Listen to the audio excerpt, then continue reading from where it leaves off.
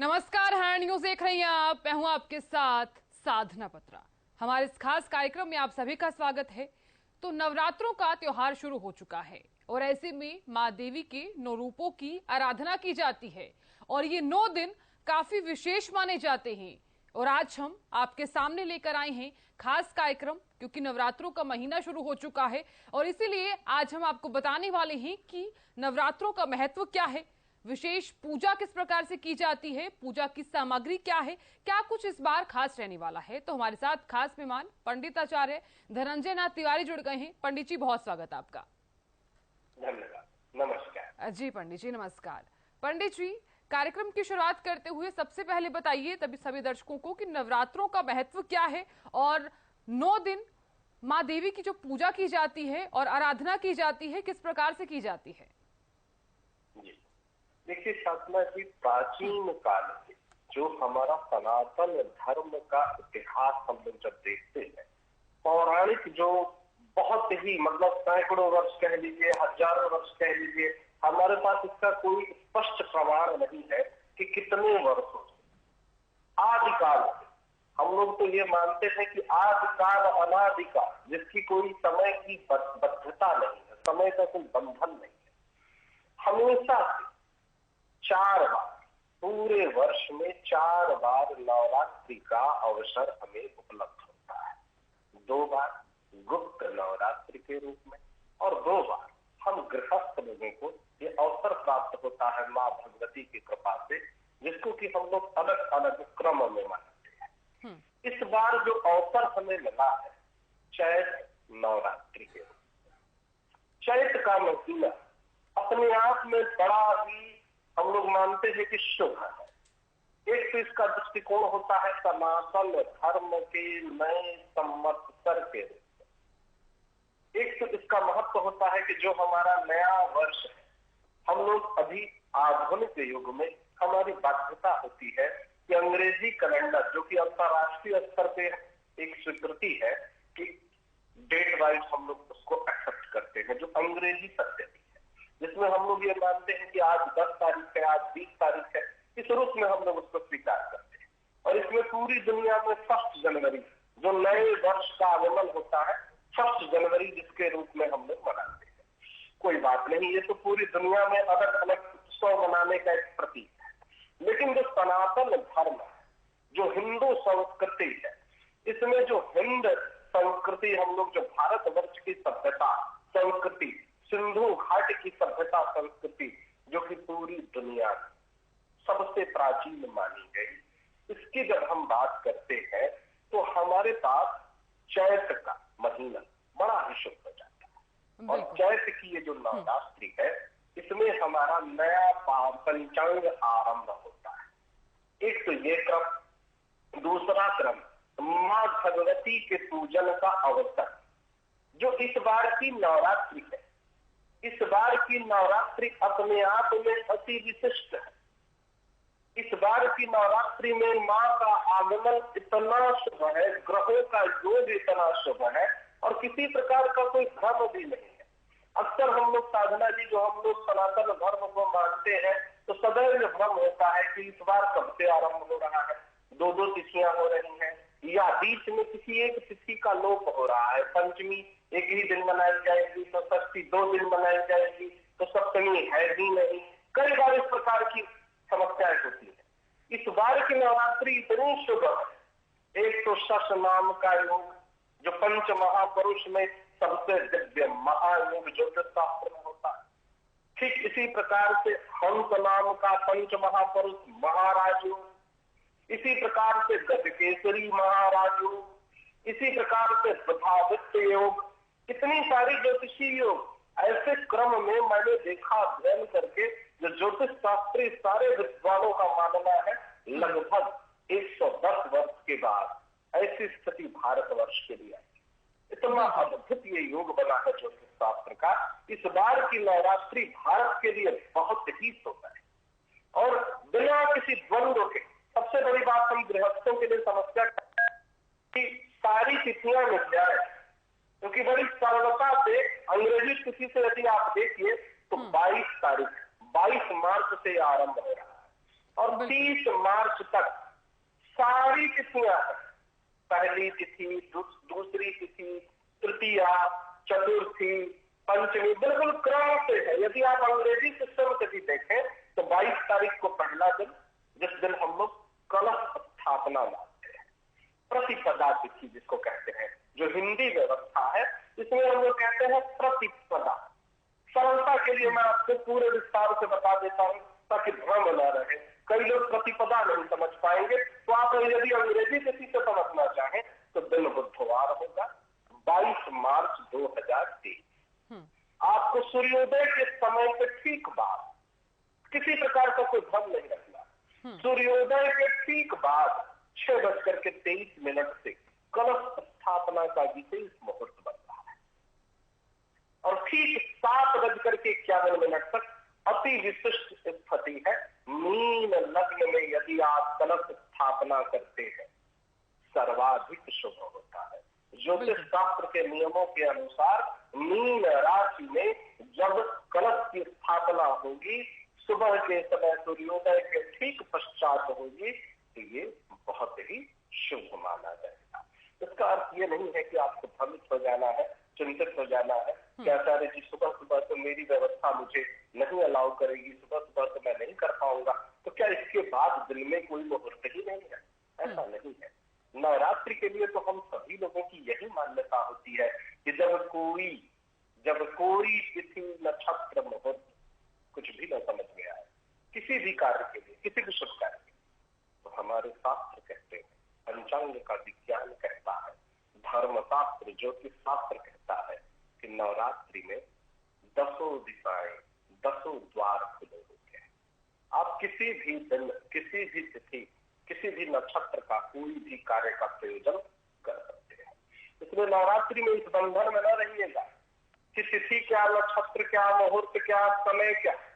ये पूरे के पूरे 10 दिन बहुत ही शुभ माने गए हैं, दिव्य माने गए हैं। जी बिल्कुल पंडित जी, अब जिक्र कर लेते हैं कि कलश स्थापना किस प्रकार से की जाएगी, इसका महत्व क्या है? जी देखिए साधना जी, जो हमारा सनातन धर्म है इसमें कलश सबसे मुख्य आधार होता है।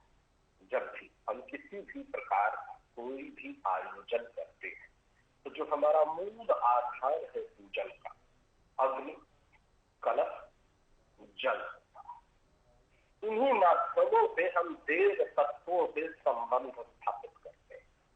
कलश में संकल्पित जल होता है, जो पंच पल्लव होता है वो कलश के ऊपर रखा जाता है। जो सामग्री होती है बड़ी सरलता से, क्योंकि हम सभी गृहस्थों की अपनी अपनी बाध्यताएं हैं और अब ज्यादातर लोग जो शहरों में निवास करते हैं उनके लिए थोड़ा सा जटिल हो जाता है। जो जटिल सामग्रियां होती है उनको इकट्ठा करना, आपको चिंतित नहीं होना, बड़ी सरलता से मैं बता देता हूँ। रक्षा सूत्र रखिए, लाल या पीले रंग का थोड़ा सा वस्त्र रखिए, सूती वस्त्र हो जाए, बहुत ही सरलता। बिल्कुल।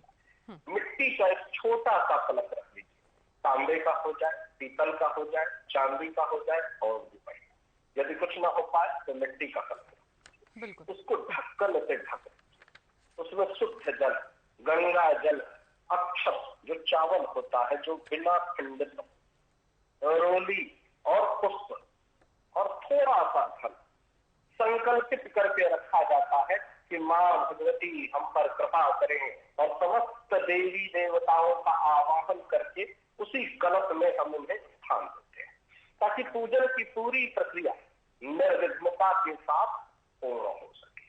और उसके बाद उसको ढक दिया जाता है। उसमें हम जौ, अक्षत, पुष्प, धन और उसको रोली और इससे हम सजा देते हैं। खूब सुंदर ढंग से उसको हम रक्षा सूत्र से बांध करके ताकि वो हिले ना, और पूरे 9 दिन वो एक स्थान पर, जिस स्थान पर हम आवाहित करके मंत्र से स्थापना करते हैं।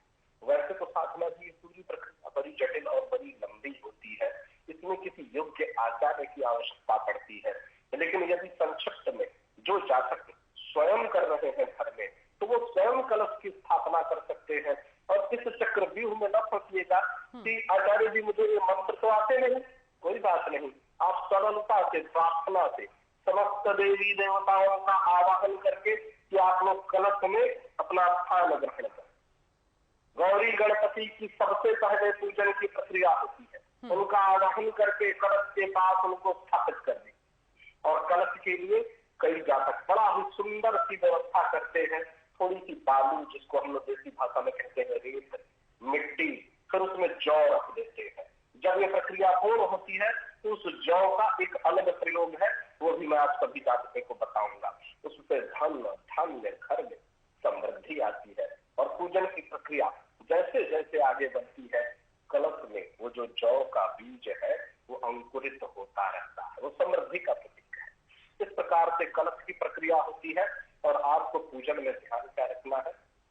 धूप, दीप, नैवेद्य, इसको विधि विधान से आपको सभी देवताओं को आवाहित करके, संकल्पित करके और उनको समर्पित भाव से देना होता है। पुष्प दीजिए, धूप दिखाइए, दीप दिखाइए और भोग सामग्री में जो कुछ भी आपके पास उपलब्ध हो, फल है या मिठाइयां है, वो आपको वहां समर्पित करके रखना है। कलश के लिए माँ भगवती का ध्यान करके और प्रधान कलश का ध्यान करके आपको प्रणाम करना है। सभी देवताओं को प्रणाम करना है।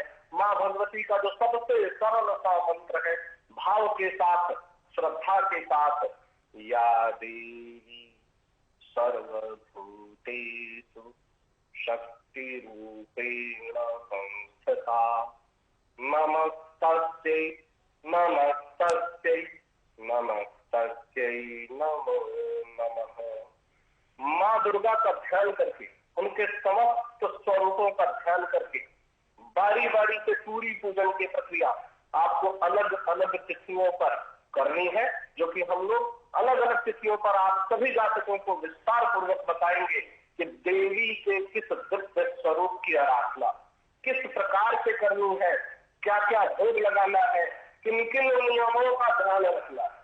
सबसे पहला काम क्या करना है? आपको कलश स्थापना करना है। बिल्कुल। कलश स्थापना और उनका आवाहन, जो समस्त देवी देवता है, षोडश मातृका, 64 योगिनिया, भैरव, भैरव को बड़ा ही प्रिय है ये आयोजन और माँ भगवती के सबसे प्रिय है भैरव। बटुक भैरव, काल भैरव, भैरव के अलग अलग दिव्य स्वरूप है। सभी देवी देवताओं को आवाहित करिए, अपने पूर्वजों को प्रणाम करिए, अपने घर की कुल देवी देवता को प्रणाम करिए और कलश का स्थापना करिए। बिल्कुल पंडित जी आगे बढ़ते हैं। अब बात कर लेते हैं पूजा की सामग्री और पूजा की विधि किस प्रकार से है, और अगर हम पूजा सामग्री ले रहे हैं तो क्या क्या हम इस्तेमाल करेंगे? देखिए, सबसे पहले तो जो नवरात्रि के पूजन की प्रक्रिया है, इसमें आपको दीपक का विशेष ध्यान रखना है। मिट्टी का दिया हो, तांबे का, पीतल का दिया हो, पंच धातु, अष्ट धातु का हो। कई जातक जो समृद्ध है, जिनके ऊपर माँ महालक्ष्मी की, माँ महादुर्गा की कृपा है, चांदी का दिया प्रयोग में रख सकते हैं। दीपक, धूप बत्ती का प्रयोग, धूप गूगल का। यदि आपके पास आयुर्वेदिक, कई ऐसे जातक हैं जो समृद्ध है, जिनके पास ऐसी व्यवस्था है कि आयुर्वेदिक पंचगद्य, पंच और जो पंच पदार्थ है, अलग अलग जो दिव्य औषधीय पदार्थ है, उनका भी धूप प्रयोग में रख सकते हैं। इसमें कोई बंधन नहीं रखना है, जितनी अच्छी सामग्रियां आपके पास उपलब्ध हो जाए। देखिए, जैसे आम का पत्ता है, ये बड़ा शुभ माना गया है और इसको प्रवेश द्वार के पास घर के श्रृंगार आपको रखना है। अड़हुल का फूल माँ भगवती को बड़ा ही प्रिय है। लाल रंग के जो पुष्प होते हैं, माँ को बड़े ही प्रिय है। पुष्प का प्रयोग बड़ा ही अनिवार्य है। पुष्प आपको जरूर रखना है। धूप, दीप, घी का दीपक, गाय का घी, यदि देसी तरीके से तैयार, क्योंकि जो आजकल बाजार में उपलब्ध है, इसमें हमेशा द्वंद्व रहता है कि ये नकली ना हो, मिलावटी ना हो। एक और बात मैं आप सभी जातकों को कहूंगा कि डालडे का प्रयोग या बाकी की जो सामग्रियां होती है, ये नहीं करना चाहिए। शास्त्रों में ये बन देता है। घी का प्रयोग बताया गया है, प्रयास ही करिए घी। यदि घी नहीं हो पाता है तो आप तिल के तेल का प्रयोग कर सकते हैं। इसके लिए चिंतित नहीं होना है कि आचार्य जी ने तो घी कहा था, तो अब मैं कैसे करूं, मेरी तो क्षमता भी नहीं है, घी बड़ा महंगा है। तो इस बात का भी ध्यान रखिए, आपको परेशान नहीं होना है। तिल के तेल का प्रयोग शास्त्रों में स्वीकृत है। दूसरे में साधना जो अखंड ज्योति जलाते हैं। तो आपको कुछ भी चिंता नहीं करनी है। पंचमुखी यदि आप ज्योति जला रहे हैं तो मिट्टी का बड़ा सा पंचमुखी दीपक रखिए, कलश के पास ही उसको स्थापित कर दीजिए, या कलश के ऊपर भी कई जगह स्थापित कर देते हैं, और तिल के तेल का प्रयोग करिए, लगातार दीपक जलाइए। ये परेशान नहीं होना है कि चलो घी कहां से लाएंगे और लगातार घी का कैसे प्रयोग करेंगे, चिंतित नहीं होना है। तिल के तेल का प्रयोग भी मान्य है।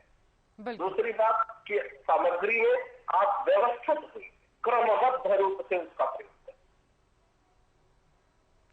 बिल्कुल पंडित जी आगे बढ़ेंगे और अब बात कर लेते हैं। आपने जिक्र किया है कि पूजा की सामग्री और पूजा की विधि का, तो अब बात कर लेते हैं कि ऐसे में कौन से कार्य इस प्रकार करनी चाहिए, क्योंकि अगर हम पूजा कर रहे हैं तो ऐसे में ये भी रहता है कि माँ को खुश करने के लिए कई भक्त हैं वो पूजा के लिए मगन होकर पूजा करते हैं, तो ऐसे में कौन से कार्य करने चाहिए, कौन से कार्य नहीं करने चाहिए? देखिए, सबसे पहली बात साधना जी जो आपने प्रश्न किया है बड़ा महत्वपूर्ण है। सबसे पहली बात तो मैं कहूंगा आप सभी जातकों को, जो लोग सनातन धर्म को मानते हैं, देखिए माँ के जो दिव्य स्वरूप है, अब जैसे मान लीजिए माँ ब्रह्मचारिणी है, जो अपने ब्रह्म आचरण के लिए मानी जाती है, माँ शैलपुत्री है, माँ चंद्र घंटा है, माँ के अलग अलग दिव्य स्वरूप है, और कठोर साधना के लिए माँ जाती है, दिव्य साधना के लिए माँ जानी जाती है। पेड़ के पत्ते चबा करके उन्होंने कठोर तप किया है। अब ऐसी स्थिति में आप उनकी भक्ति करने जा रहे हैं, उनकी उपासना करने जा रहे हैं, तो अपना रहन सहन, अपनी दिनचर्या को सबसे पहले जब सनातन धर्म में अनुशासन बहुत ही महत्वपूर्ण है। आपका भोजन का अर्थ है, देखिए कई जातक कहते हैं कि मैं निर्जल रहूंगा। सबसे पहली बात इस बात का ध्यान रखिए, आपके शरीर के स्वास्थ्य की क्षमता क्या है। यदि आपका शरीर, आपका स्वास्थ्य आपको अनुमति देता है, तभी आप कठोर तप के लिए आप संकल्प लीजिएगा। अन्यथा ये बाध्यता नहीं है कि अपने शरीर को पीड़ा नहीं देना है। ये धर्म नहीं कहता है कि क्रूरता नहीं करनी है कि जोर जबरदस्ती से मैं भूखा प्यासा रहूंगा, नहीं। इसमें फिर भक्ति नहीं आएगी, इसमें श्रद्धा और समर्पण नहीं आएगा, बल्कि ऐसा हो कि भजन कीर्तन जागरण में माँ के दिव्य स्वरूप की चर्चा में भूख प्यास का बोध ही न रहे। यदि ऐसा हो जाता है कि भूख प्यास का बोध ही न रहे तो ये सर्वोत्तम है। ऐसा नहीं होना चाहिए कि आप प्लान करके कि मुझे ये खाना है, ये पीना है, तो फिर तो आप भोजन में नहीं आपकी रुचि। कई जातकों को मैंने देखा कि वो तो व्रत के नाम पे बिना व्रत से ज्यादा भोजन करते हैं, और ऐसा लगता है कि उनको देख करके हंसी आती है कि आप व्रत हो कि आप जरूरत से ज्यादा भोजन कर रहे हैं। फलाहार रहिए और शुद्ध आचरण, क्रोध से बचिए, अमल को नहीं आना चाहिए, आपका व्यवहार सरल होना चाहिए। आप धर्म की स्वीकृति ले रहे हैं तो अधर्म वाला आचरण नहीं करना चाहिए। अहंकार से बचिए, विनम्र होइए, सरल होइए, थोड़ी विनम्रता से वाणी का प्रयोग करिए, वाणी कठोर नहीं होनी चाहिए। कई जातकों को मैंने देखा कि जब विशेष कोई आयोजन होता है तो बड़ा टेढ़ा बोलते हैं, उनकी वाणी बड़ी कड़वी हो जाती है। व्रत रख रहे हैं लेकिन उनका आचरण बड़ा ही कठोर और क्रूर हो जाता है। इस प्रकार से धर्म का आचरण नहीं करना चाहिए। सरल होइए, विनम्र होइए, फलाहार करिए। ये जो भोजन की प्रक्रिया जो रखी गई है सनातन धर्म में, तो इसीलिए रखी गई है। क्यों कहा गया है कि लहसुन प्याज का प्रयोग नहीं करिए? बिल्कुल ऐसा नहीं है। लहसुन प्याज का प्रयोग इसीलिए मना किया गया है कि इससे तामसिक वृत्ति बढ़ती है। बिल्कुल। और जब तामसिक वृत्ति बढ़ेगी तो आपका धर्म का शुद्ध आचरण नहीं हो पाएगा। बिल्कुल पंडित जी, अब तमाम दर्शकों को ये भी बता दीजिए कि व्रत किस प्रकार से रखा जाना चाहिए, क्योंकि देखिए कई लोग हैं जिनके मन में अभी भी संशय बना हुआ है, क्योंकि देखिए शाम को या फिर रात को कई लोग ये भी कहते हैं कि क्या हम भोजन कर सकते हैं? ये बहुत महत्वपूर्ण बात है। देखिए, इसमें किसी प्रकार का कोई बंधन नहीं है। पहली बात कि जो हमारा ये त्योहार है, ये जो हमारा उत्सव है, ये नवरात्रि है, जिसका सीधा सीधा अर्थ है नौ दुर्गाओं की पूजन का विशेष अवसर, और ये नवरात्रि है, दिन से इसका कोई तात्पर्य नहीं है। इसीलिए जागरण शब्द का उल्लेख हुआ, रात्रि जागरण। तो आपको करना क्या है? माँ के दिव्य स्वरूप का ध्यान ध्यान करना है, भजन कीर्तन करना है, माँ के दिव्य स्वरूप में अपने आप को समर्पित करना है। भोजन की कोई चिंता ही न करिए। यदि भूख सता रहा है तो निश्चित रूप से एक समय भोजन कर लीजिए। हाँ, भोजन में आप ऐसी व्यवस्था रखिए कि तामसिक वृत्ति ना हो। बिल्कुल। जैसे कुट्टू के आटे का प्रयोग कर सकते हैं, अलग अलग कई सामग्रियां हैं, आलू का प्रयोग कर सकते हैं, कई ऐसे फलाहार की सामग्रियां हैं जो आपको भोजन के रूप में उपलब्ध भी हो जाएगा, आपकी भूख भी शांत हो जाएगी और वृत्ति भी सात्विक रहेगी। उसके लिए चिंता नहीं करनी है। कई ऐसी चीजें हैं, जैसे सिंघाड़े के आटे का भी पूरी बन सकता है। तमाम ऐसी चीजें हैं घर में। हम सब लोगों के यहाँ, जो हमारी माताएं हैं, जो हमारी बहनें हैं, उनको छोटी छोटी कई विधियां ज्ञात होती हैं कि इसका प्रयोग फलाहार में करते हैं। नींबू का शरबत होता है, कई सारी ऐसी छोटी छोटी चीजें हैं जिससे आप अपनी भूख को नियंत्रित कर सकते हैं, व्यवस्थित कर सकते हैं, शरीर को पीड़ित नहीं करना है। ये चिंता नहीं करनी कि हम दिन भर तो व्रत रह गए लेकिन अब रात में भूख नहीं बर्दाश्त हो रही। बिल्कुल चिंता नहीं करिए। एक समय आप भोजन कर सकते हैं, एक समय फलाहार कर लीजिए, एक समय भोजन कर लीजिए। शरीर को पीड़ा देकर के धर्म का आचरण नहीं करना है। ये माँ भगवती कभी नहीं कहेंगी। अपने बच्चों को भूखा रख करके थोड़ी भजन कीर्तन कराएंगे। बिल्कुल, ऐसा नहीं करना है। बिल्कुल पंडित जी, आपने जिक्र किया किस प्रकार से पूजा की विधि है, क्या कुछ खास रहने वाला है इस नवरात्रि में। बहुत शुक्रिया हमारे साथ जुड़ने के लिए और अपना बेशकीमती वक्त हमें देने के लिए। बहुत बहुत शुक्रिया पंडित जी। तो फिलहाल इसी के साथ इस खास कार्यक्रम में इतना ही। देखते रहिए हरियाणा न्यूज। नमस्कार।